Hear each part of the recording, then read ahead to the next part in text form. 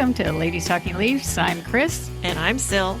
And wow, that's all you can say right now. But for me, I think for both of us, I can speak for us. It's the most, I don't know, for me, it's the most painful time being a Leaf fan. It's so, a week ago when we were doing the podcast, we were like all, like we're actually headed into like games 3 and 4 and everything was going good. And then, yeah, it's just a disaster. That's for me to say something that's the most painful time. Like that's saying something considering, well, both of us watched this team through the Ballard years and just have a few opening thoughts. As a season seat holder, and I think some of our listeners probably know that, we are season seat holders for 28 years now. And I remember, I know, Sil, do you remember when the first couple of years where Shanahan had taken over, he said that subscribers were board members. And they did change it to, we're not really subscribers anymore. We're members. So it's a membership now. Okay. It's not. And they changed the wording for that reason. Mm-hmm. Yeah. And they needed to answer to us. Right. So I remember that, and they had us down there for like a lunch or whatever, and I don't know who was the GM at the time, whatever, that we could do like a little question and answer session with the GM was there. I know that, and I think like Tim Lewicki was there at that time also. Yes, you're right. Yeah, but I basically want that back now. So Brendan Shanahan, if you are listening, Brendan Shanahan, let's set up a date for that, because this is just not right. What's going on? And okay, let's just, I just a few things that stood out for me from this epic collapse, or choke job. Some people are saying that's the first time I actually said it today. But technically it is. Basically, there's a lack of killer instinct in this team.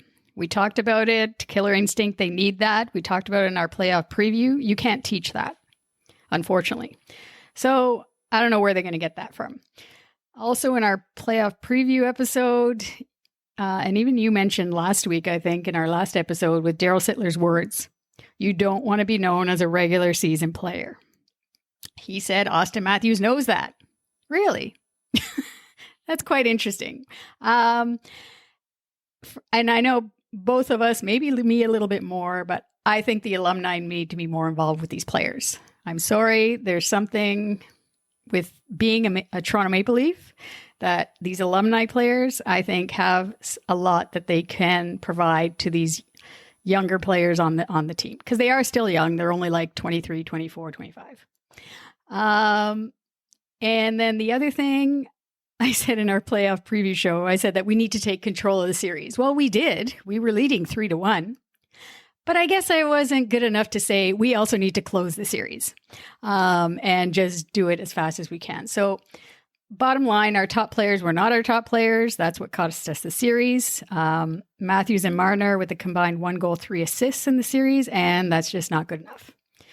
And even if they were like just a little bit better, we probably would have won this series just a little bit better. But that's what we've been saying for the last for 5 years. Yeah. We just need to be a little bit better. Yeah. No, it's 5 years. Technically, I guess it's, if you want to, like that first year was a gift versus Washington. For sure. Versus the Capitals. Okay. So, and actually that was probably the best that I felt in this whole process. We actually, yes. Yeah. That was exciting. Yeah. And really, the only thing that makes me feel better today is that I will have less stress because I won't have to watch them anymore for a few months. So that's my little rant for now. I don't know if you have anything else to add from that for that. Well, first of all, I really wish there was a better term than killer instinct. I don't really like that term, but yes, obviously I agree 100%. There's a very distinct lack of urgency in their play. 100% I agree with everything you said. Like, I, for one, right now, I don't even know how I feel. I feel actually like I'm in shock right now. and I am numb. Like I just don't feel anything. And I'm leaning more towards feeling apathetic than any kind of emotion. And to me, if you are MLSE, that's not really where you want to leave your fan base, kind of feeling like, they are taking the joy out of this game for me right now. I'm sure I'll get over it and things will change. But we always do because we're diehard fans. But it's the new fans, like you're saying, the new fans, people that they could potentially lose people. Yes, yeah, they could. Because definitely. especially too younger people, lots said about the attention span that different generations have. How long do they think people are going to hang on? At some point, people are just going to say, you know what, I got better things to do with my time, potentially. Yeah. And move on along. Anyway, I definitely do feel like I need a break. Other than that, we are going to get into the nitty gritty. Before we do that, I did want to say that one bright light was the fact that they were able to, at the last minute, get healthcare workers in. 550 people got to watch the game, and one Hab fan that they kept showing, I guess, left happy. But the fact that they were able to get fully vaccinated healthcare workers in, do or die, you still want to be there for Game 7. So that it was fantastic. The other thing I want to say before we move on is just thank you everyone who participated in our Ladies Talking Leafs game day polls that we had running on social media. We were going to get into the details, but obviously with the way things are going, we're just going to get into the painful truth and get into the details of the series. So without any further ado, let's talk Leafs.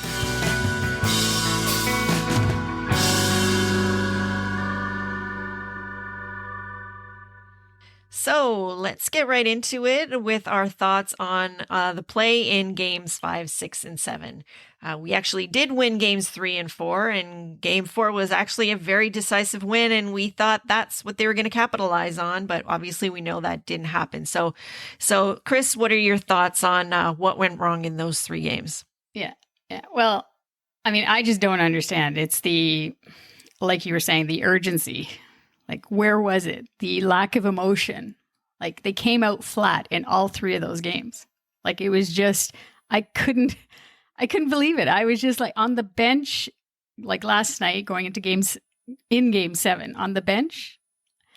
Like, there was just there's nothing going on. There was nobody, like a rah-rah kind of thing, right? Like, you would think Simmons, somebody, like, just to try and keep the guys like ramp it up a bit sort of thing, right? Like, it's just, it was like they were playing afraid. Like they were afraid to lose. And well, especially once that first goal went in, it's like that took the wind completely out of their sails.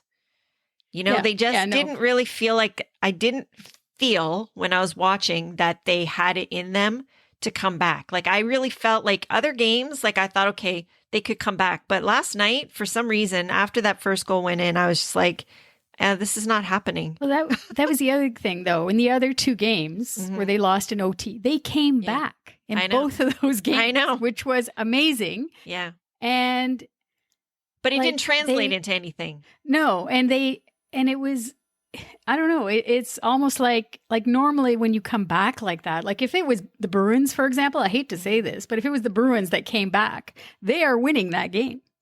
Oh, 100%. Like in overtime.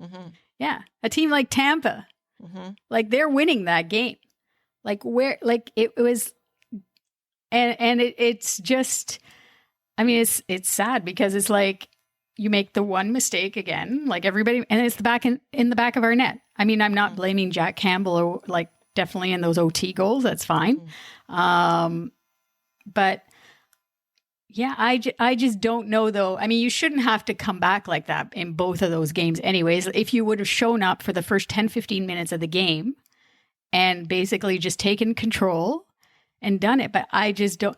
To me, it's a mental issue. Like MLSE needs to get some better psychologists or something. Like that 100%, I agree with you, because that's what one of the points I was going to make, and we're going to probably get into specific players a little bit, but they need, they've got high performance coaching for everything, but they need high performance coaching for their brains, for their heads.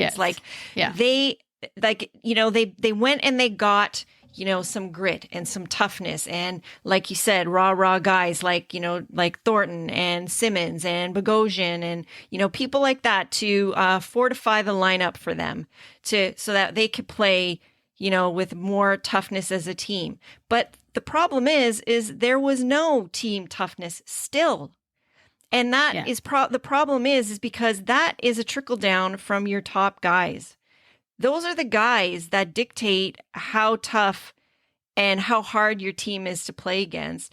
And the problem that I saw is that there was all of these, fly-by plays and no extra effort. Where is the second shot? Where is the getting your body in there? Where is the going to the dirty areas? Where is it just, streaking down the ice and taking it to the net and crashing in? Like, what? Yeah, no. Where was that? The extra effort. It wasn't there. It was non-existent. It was like just didn't make any one sense. shot, one little poke with your stick. Like, there was no battles. No battles. Well, we made it so easy for them. I know. Yeah. That's one thing I would say that you have to give Montreal full marks for is they got a stick on everything. They got their sticks in there everywhere. And we just were not able to fight through it at all. Like, it's like, I don't know. Yeah. All right. Let's get into the performance of the players like you were mentioning. Okay. So let's start off with Mitch Marner. He's getting roasted right now. Yeah. All over the place. But 0 goals, 18 playoff games. I mean, the thing that caught me, they kept harping on the 0 goals in 18 playoff games. That's fine. He's not really a goal scorer. He's a playmaker, but still, that's not good. But his comment after game 6, I was like, where he said, again, that they weren't ready to play at the start, like at the drop of the puck. Mm-hmm. I was like, okay, why are we hearing this again? And why are you even saying that? Like, he said it last year in Columbus too, in I think it was game 5 in the deciding game. He said that. He said they didn't start on time. They weren't ready. And I was like, what? Why are you saying this? And why weren't you ready? Like, how can you not be ready for a game that, you had the chance to close it out. You didn't do it on game 5. That's fine. Okay. You got another opportunity. You better be ready that night. And you're not. You're admitting it. Well, and he was 100% not ready because like the boneheaded things that he did, which are so not like him. It's just so funny because like that's the puck over glass penalties, basically. Exactly. Like he had 2 of them, right? I think, or do you have 3? I don't know. We had 3. More than he had 3, right? Because I think that's how many we had in the whole series. But it was that was just bizarre. It was like they were saying like he heard footsteps coming from behind and he just wanted to get rid of it. But in the most recent one on Saturday night in game 6, like there wasn't that Montreal player was like, I don't know how many feet away from the person. There was no pressure at all. There was nobody there. I know. And that's where the mental thing comes in, I think. Well, you know what he reminds me of, and this is the analogy that when I think of Mitch is there's 2 things that come to mind.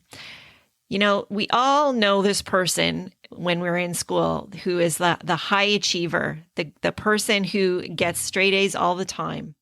And then they go to university and it's a little harder than they're used to and they fail out. Or they go to take an exam and they just can't handle exams. So they're great in class and they do really well in school, but at exam time, they just can't handle the pressure and they fold. He's that kid for me. Like this is why they need to be talking to him. I don't know if they need to be talking to his parents. At this point, he's an adult. No, so I really, personally, I think his beyond dad that, but Yeah, personally, I think his dad is a problem. Let's just say, but the he point should be staying out of it. The point is, though, that they really need to be looking at, okay, what is it, Mitch, that you need that you don't already have? Because clearly there is something more that you need to meet that, to get to the next level. I mean, his development has basically stagnated. You know, like you said, he is right now a regular season player. Regular season player right now. Yeah, exactly. Regular season player. This is the other thing about him that I've noticed is that the only time he seems to play well is when he's able to have fun. And he's only able to have fun when he has the space to do the things that he wants to do. And when that space is lost and he can't seem to adjust his game, then his game folds because he cannot break through that. He cannot adapt to the difference in play. You know, there's a lot of talk, and I'll mention this now, a lot of talk about, you know, stylistically, the Leafs, you know, can't play in the playoffs because of the style of their game. But I would argue that there's no team in the league that plays the exact same style in the playoffs that they play in the regular season. The whole thing is that you do need to adapt to playoff hockey. You need to know that your space is going to be limited. You need to do things quicker. You need to think quicker. Maybe that's his problem, is that he's used to having more time for his vision, and that time is taken away now in the playoffs, and he just can't adapt. So they need to find a way to figure out how they can get that mental switch to go off.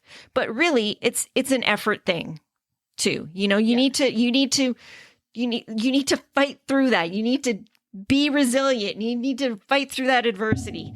These are the things that I see with him. Yeah. Yeah. And I mean, when you're saying you weren't ready to play, like, I mean, well, that's the other thing that drives me crazy is that he sounds like he's playing for a peewee team all the time. Yes. Hello, you're an adult now. You can say, I wasn't ready to do it. I didn't do it. Yeah. It's not always about the team. And if you're a real leader, at some point you look yourself in the mirror and you say, look, I need to do different. I need to be better. Because look at poor Jack Campbell. The guy played great. He's throwing himself on his sword all the time. He's too much the other way. Yes, is that he basically beats himself up, which is not good either. But at the same time, worried about him. I'm worried about me him too. Going into if we're going to actually go with him next season, like that's not a good place for him to be and to be a starting goalie for the Toronto Maple Leafs. No. That's just not good. Yeah. Anyway, so that's how I feel about Mitch. About Mitch. I just think that they need to. That's basically where they need to start with him, is to figure out, you know, how to get him, you know, thinking faster, studying something. It's in his head. It's his head that is not in the right place. Yeah, yeah. Like, I know he looks up to Dougie Gilmore too. I know that they have conversations of the, like, as an alumni. I know that I see that. We'll talk about the ultimate person who can adapt. But I think though, I don't know, that connection and just being the local guy. I think he's putting too much pressure on himself too. That way. Oh, totally. Yeah, I agree with that. And when it comes to that, though, and dealing with it, it's kind of funny with Nylander. Like, it's kind of funny because everybody thinks that he's too, like, la la la, like too free spirited kind of thing, right? But in some ways, that's actually works well in this market, or it has worked well for him. He has an unshakable self-belief, and that really showed. He was the only one, really, out of that core four. I mean, obviously, one of them we know had no choice in the matter. But he's the only one that was able to sort of rise to the occasion. Although even he could have played better last night, I would think, also, even though he did have that goal sort of late. Yeah, no. Yeah, that was the last goal. I mean, they basically got shut out in both games. Like it was like 3-0. And but yeah, no, I had no problem in the series overall with Nylander. I thought he played as well as all of the core four basically. And we can't talk about John Tavares obviously because he wasn't playing. But I had no problem with him. But going to Austin Matthews now. My God, we praised this guy so much during the regular season. And I mean, obviously he wasn't horrible. But when you're the Rocket Richard winner and you only get one goal in a 7-game series, like personally, I think, I mean, they haven't talked to anybody yet. Personally, I think something's wrong with that wrist. Well, that's what I was just going to say, because like in the earlier games, like he was kind of roughed up quite a bit. And, you know, like when they were ragdolling him and blah, blah. Yeah. So, and he was taking a lot of physical abuse. I actually do wonder if something not really major happened, but if something happened that basically took him off his game a little bit physically. Not to make any excuses for him, but I mean that. No, but even he didn't find a way to adapt his game, and that's just basically it. Yeah, because he was a lot of the shots he took, like they were wide. I noticed he missed the net quite a bit. No, I know, like his accuracy wasn't quite there. Yeah, which is what I thought maybe there is something, like if they need to go in surgically on the wrist and do something like go in the off season. I don't know, but. Yeah, I mean, it just wasn't enough, that combination for the two guys that we depend on. And they're the most paid, obviously, at 11 million and 10 million. And everything's been done for them. Like everything, like they got rid of Babcock. They brought in like better defense. We got TJ Brody, who I thought was great in this series. We got depth on defense. We got a goaltender. Nobody can complain about Freddie now. Like Freddie's gone. He's probably going to go win a cup with Edmonton and McDavid or something, because that's what all good former Leafs do, right? Kadri's gotten suspended, but he'll be back and just in time for Colorado to win the cup or something like that this season. Like that's what all former Leafs that actually love being Leafs do. Yeah, I mean, everything's been done for these two players to set them up for this moment. And I think they really, and I think given Kyle Dubas and his personality, I just think like he has to be one of the most disappointed people right now in those two players. Yeah. It's like a dagger to the heart for him, I think, because really it's like, moving on to Morgan Rielly.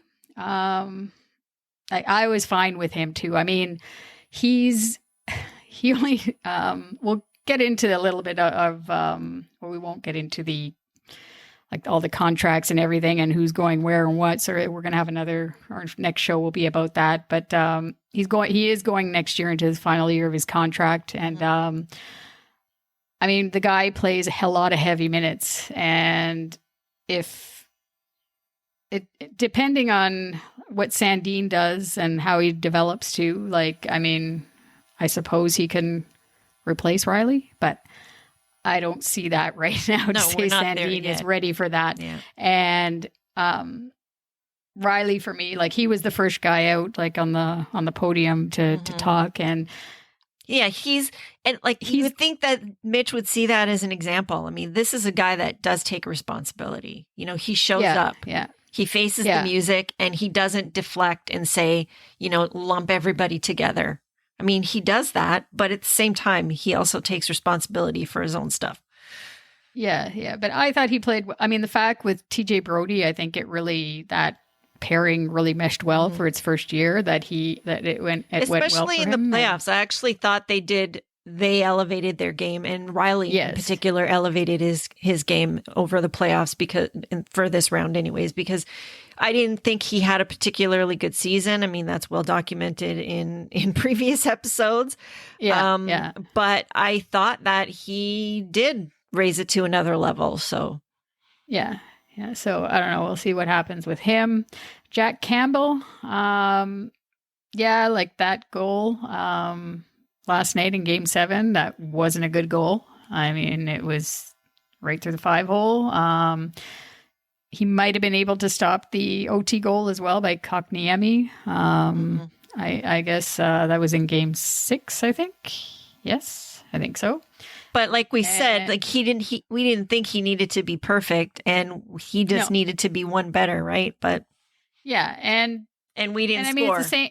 Yeah, and that's the same story Freddie had last year. Yeah, basically Freddie had 2 games where it was like we lost 3-0 or 2-0 against Columbus. Like, you're not going to win a game if you don't score. No, 100%. And I think that in a sense, Campbell is a little bit saved by his style on that too, because his game looks like it takes a lot more effort. So whereas Freddie's game is just more positional, so he doesn't move as much, right? So it makes it look like he's not trying as hard technically, but that's not the case. I think in a sense, though, Campbell is somewhat saved by that. But I do worry about him moving forward a little bit. We'll talk about that in another episode, but like just the mental part of the game and him being too hard on himself. But just, I guess, a couple of thoughts on the Habs here too. I mean, we said before too, like for Carey Price, like we said it from the playoff preview, that, you know, there's no way they cannot say that they were out goalied. And I still say that because yes, he was vintage Carey Price. He managed to do it, even though I said I didn't think so, to come back from whatever injury he had and then just start up like that in the playoffs. It was concussion, which is so shocking that he was able to ramp up his game like that.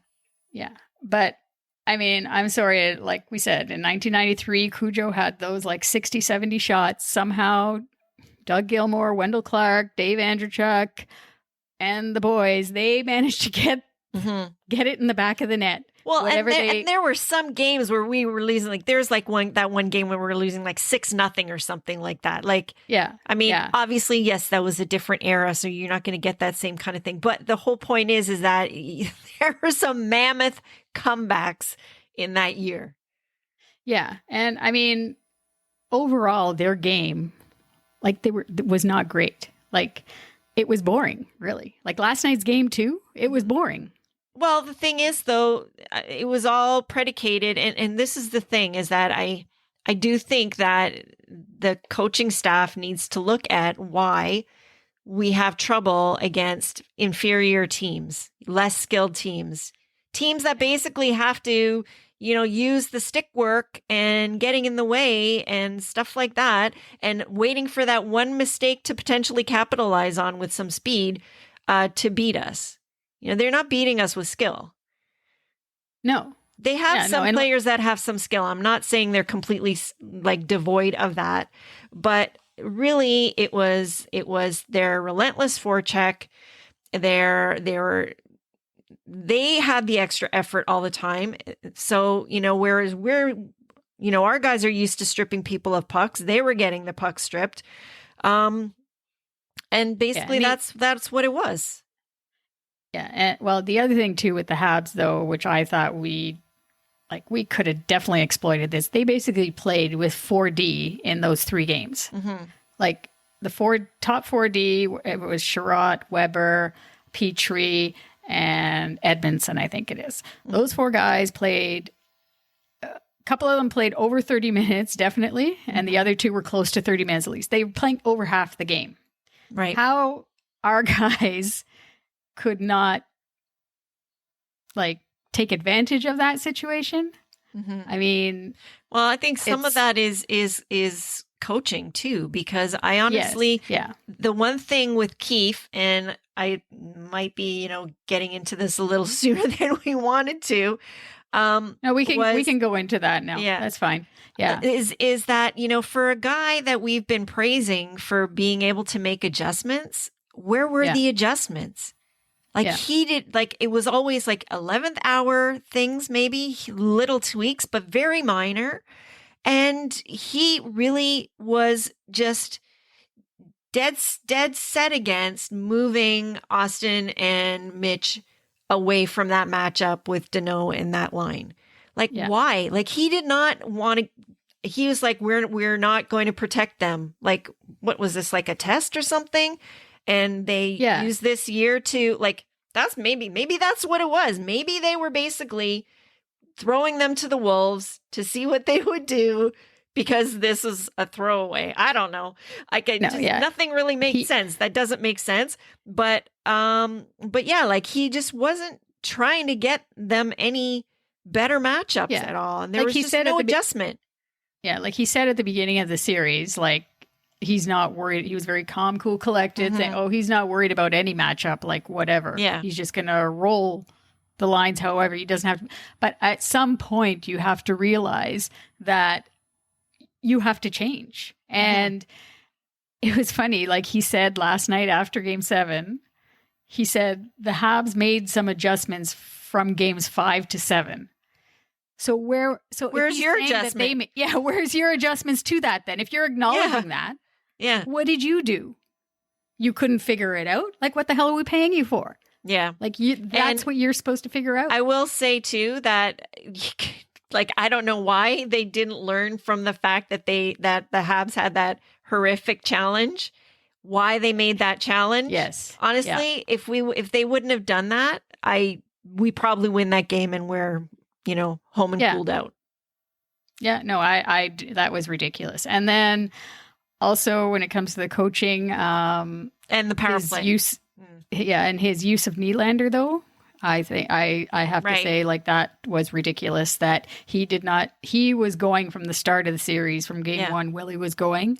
When you have a player on fire like that, like, you get him in as many situations as possible. That's exactly what I'm talking about. Like, normally he has always been the guy that he plays whoever's going.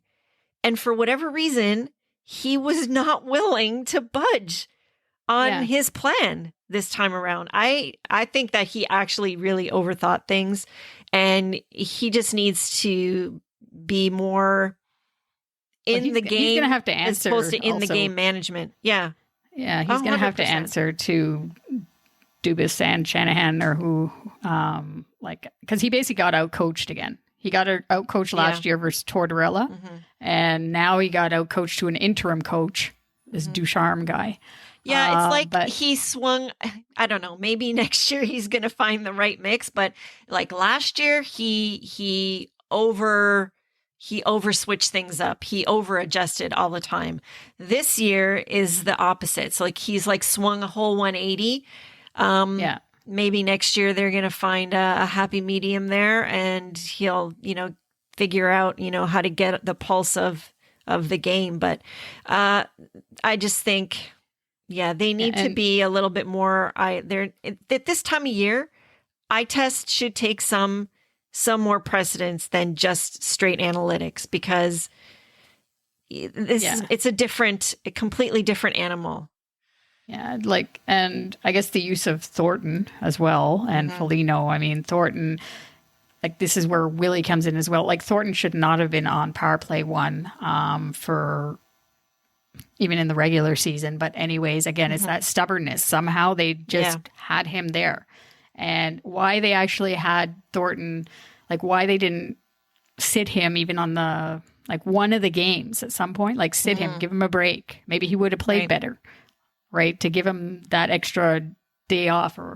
And Foligno, unfortunately, that whole thing just didn't work out for us. That deal, basically. He was playing injured the whole time, and of the few games that he played for us. And again, like, Kerfoot was, like, amazing in this playoff. He really raised his level for sure. Yeah, but he's only Kerfoot. Yeah, but the only thing is, though, he had that chemistry with Willie and Galchenyuk. Yeah, and then he broke. And then when Foligno comes back, who can barely skate, and they put Kerfoot back on the third line. Like, why would you do that? Like, when you see something and this other guy isn't 100%, that he's going in there because he's a veteran player, he thinks he can still give something anyways in the lineup. But I don't know. Keefe definitely, again, he got out coached, and I I mean, there's only so many learning experiences that these guys can, as fans, that we can give them. I mean, this is his second year. Next year is going to be, I guess a year and a half, because he took over halfway through 2019.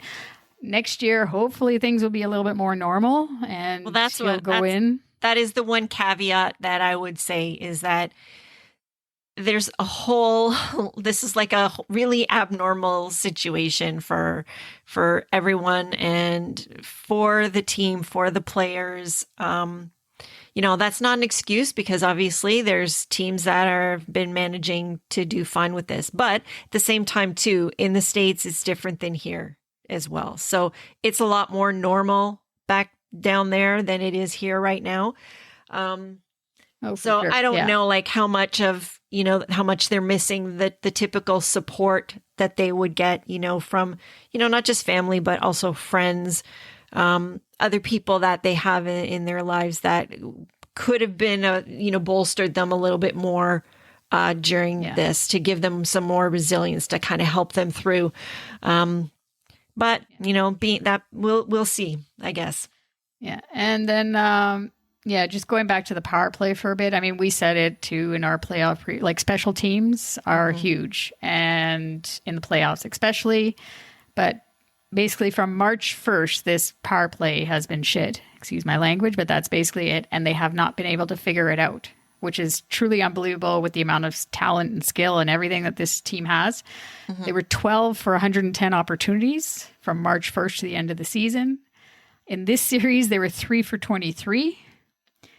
And again, we mentioned how, like with Thornton being on power play 1 for basically all the series, like I think Nylander, and I don't know last night if he got in there maybe once, but it was just so many. It was like they're always looking for that pretty play, and like they're overpassing totally, like all the time, and like the zone entries, they started to get a little bit better, I think, on it, but they never figured it out. And I don't know if that means that Manny Malhotra was in charge of that. I don't know if that means that he's getting fired, because the Paul McFarland, I think, was the guy before he left. He was in charge of the power play, so everybody that gets in charge of the power play is going to leave because they can't figure it out. Like at some point, that has to give you an indication. Okay, like, what are these players not understanding or not getting? Well, I mean, this is the thing, is that like you have to figure out if you can, work with Mitch. Like, are you going to be able to get him to his potential? Because everything goes through him. And until they stop maybe taking that away, and he realizes, like, that's the other thing, is that, like how many gifts are you getting? Like they keep going to the well when you're not producing. So at some point, shouldn't you be saying, I know that they are paying him that much money, but at some point, should he not be taken off that top unit if he's the quarterback and he can't get it going? And he can't adapt, and he can't adjust, and he can't create something for his teammates, like, Yeah, like I'm even thinking too, like maybe, I mean, it's not as punishment thing, but maybe it's too much pressure too. Don't have the A on his jersey. Yeah, I mean that's a pretty big. Yeah, that's a pretty big thing to have on your jersey. Yep. That's true. That's a good point. Maybe he's not ready. Yell and scream, but maybe that's not what he needs to think about to have that A on the jersey. Well, I mean, I don't know. I think that there were times this year where he looked like he had some joy back in his game again compared to last year, but I still haven't really seen him like kind of back to his quote unquote more normal exuberant self on the ice. Like there's just he just seems like there's a lot weighing on him, and of course, we talk about everything on the ice. Like, we don't really know what goes on in these guys' personal lives or what's going on. I'm not making that as an excuse or for whatever, but, there is always that kind of, potentially in the back of the mind. He's one of the people, definitely, that he's one of the people on social media too, sort of thing, which these players need to not be on, especially when you're a Toronto Maple Leaf Yeah. or in a Canadian market, because there are lots of crazy people out there saying stupid stuff. But I mean, on like, there, even and for him, like, he's a gamer too, right? And Yeah. that's another that's kind of true, social yeah. media completely. Yeah. It's like they're playing online with people. Yeah. You know, if you're playing in a league or just generally online with people, you know, even if you're disguised, who the heck, you know, people, you might hear stuff like that, you know, negative stuff there too. So, yeah, it's, I don't know. Their bottom line is he needs something right now that he's still not getting as far as being able to, you know, take it to the next level and reach his true potential. So they got to figure out what that thing is. Yeah. So, yeah. I guess one thing we didn't talk about yet was Tavares and how the injury may have affected things. So what were your thoughts on that and closing that up? Yeah, that part of it, I just wanted to mention there that, like most teams, again, if it was another team, I always go back to the Bruins somehow. Maybe because we faced them so many times, but teams tend to rally around that. Like that gets them going, like especially like when he was in the building that time, like on I know, Game and 5. that's the one we really laid an egg that night. Yeah. I was almost wanting to say, you know, maybe he shouldn't be there. Maybe, you know, when he was on the ice in the morning, like came in that day and he's talked to the guys and yeah. Like I don't know. Normally, in normal cases, that would get the team together to get them over the hump. Mm-hmm. I thought that's a good thing, but maybe I don't know. I thought it was bizarre that it just didn't work out that way. That I mean, not that they weren't happy he was around, but I don't know. They just didn't have any energy. They had no urgency, no desperation. Lack of intensity. It's bizarre, really, what happened. But yeah, that's all I wanted to mention about JT. And I mean, it was good that he came back, definitely, and glad to see him on the ice. And hopefully, well, looks like he's going to be ready. I thought maybe he was going to miss the whole series, even like next season. I thought he was going to miss some time, but he was skating, so hopefully he'll recover by the time puck drops in October again. Yeah, that's when it turned drops. out he was that consistency he provides was a huge hole that we could never dig out of. And then when Muzzin went down, also that just was the nail in the coffin, I think. That's another problem for us because he's a huge part of that defense, and we just don't have anybody that can replace him. No, as the next man up. Sorry, which is like crazy. Nobody that brings that. You think that really but it really is true that somehow he's the backbone. But you know, for sure, yeah. The sad reality is he's not getting any younger either, and he's not going to be able to play. And obviously, like the fact that he's getting these injuries at these really, really inopportune times, it says something. I mean, he's not going to be able to do this forever. In such a physical situation. So anyway, the sad thing is, number one, this was like a huge missed opportunity for our Leafs. Montreal is not a very good team. To a man, there was nobody who thought that they were going to win. So of all the teams that made the playoffs, Montreal had the worst record. Yeah, out of all, and they're still there now. So they're still the worst record, and they're still in it. So you mean they're gonna have to scratch and claw their way up, and I don't really anticipate that they're gonna get much further. Just like Columbus didn't get much further last year. No, this is their Stanley Cup. We were talking about this before. 100%. This is every team when they beat the Leafs. Mm-hmm. That's their Stanley Cup for the year. Well, and I mean, given what they went through this year, you know. I give them credit and kudos and good on them. But, anyways, if you have any thoughts on what we talked about today on the show, you can DM us on any social media platforms or email us at ladiestalkinleafs@gmail.com. Be sure to follow us on all our social media, Twitter, Instagram, and Facebook. And our handle is at LTL1917. Yeah, and another way to connect with us is at Ko-fi.com. It's ko-fi.com. There you can follow us, and if you choose, you can support us there and buy us a coffee. Any donation goes to helping us produce the show and making it even better for you. You can find the link to our Ko-fi page on our show notes. And there's a lot of good stuff on the show notes too, with different articles that we use for the show. And on our social media profile pages as well, you can find the link. As always, we thank our healthcare workers and everything that they do. Stay safe and well, everybody. And we'll be back in a couple of weeks with our Season in Review podcast and where we think the Leafs are headed in this off season. So we'll talk to you then. Yeah.